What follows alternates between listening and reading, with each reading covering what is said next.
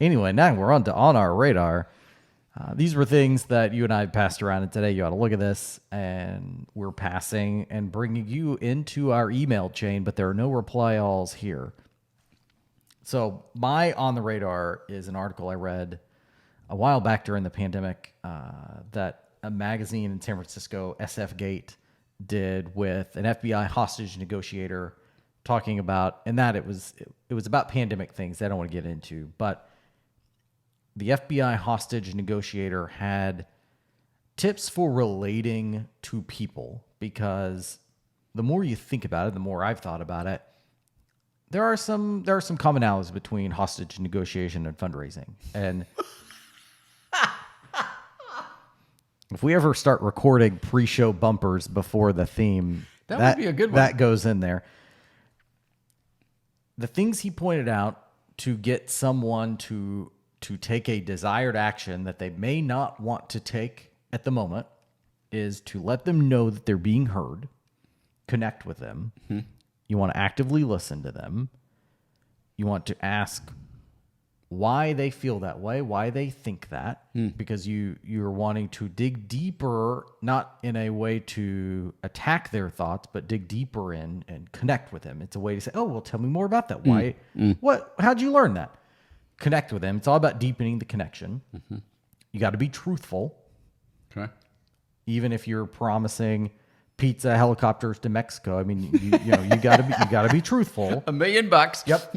You got to tell your position, what you are and aren't going to do, and be accurate, because people know when they're being placated, when this is all fake, and that also comes through to a donor. If you aren't authentic, a donor is eventually going to figure that out. Yeah. So instead of helping or fighting people robbing banks, get them to donate to your cause.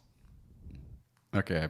I have a great idea for your book on fundraising hostage. Oh, great. I think it'd be awesome.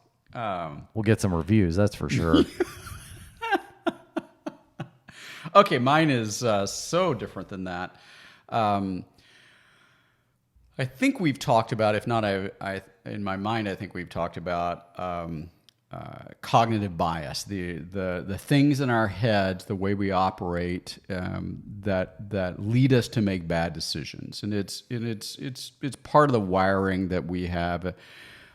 My favorite of the cognitive biases is something called confirmation bias, which basically says I'm actually going to seek out information that confirms my pre-existing beliefs. It's one of the reasons that influence is so hard and persuasion is practically impossible in big matters, because I've already decided what I'm going to listen to. Yep. Well, I read an article, and I'll just say Google. We'll try to put it in the show notes. So the thing to look at is reticular, RETICULAR, reticular activating systems. There's a group of neurons in your brain that is wired, literally wired in neuron world, to select information that you agree with. So not only do you have the bias, and more importantly, your donors have the bias to listen to and filter out things they disagree with. They have neurons, they have the actual plumbing in their brain. I guess that's wiring rather than plumbing. The wiring in their brain to help them only connect with things they already agree with, which I'll call back to your earlier comment about stereotypes. One of the reasons that works is because I've already sort of thought that is true. Mm-hmm. And so then you tell me something that I agree with. Oh, I'm going to listen to that. Then you have the opportunity, if you need to, for whatever reason, to say, but that's not, the stereotype is not true. You get heard that way. So reticular activating system, give that a Google. We'll put it in the show notes. It is interesting because if it's wired in your brain that way, you sort of can't ignore it. It's a thing. What's it called again? Reticular activating systems. Part of that sounds like something that should come from Ronco. It does. And have an infomercial. Well, and there's a whole thing about reticulating spines. There was a whole jokey meme about that way back in the aughts. Reticular activating system. That sounds like a fancy word for a crock pot. No. I mean, it's not, but it just... It's an Instapot. Okay, that was actually good. That was good. As opposed to other things. All right. As opposed to my other ones. That's what I got.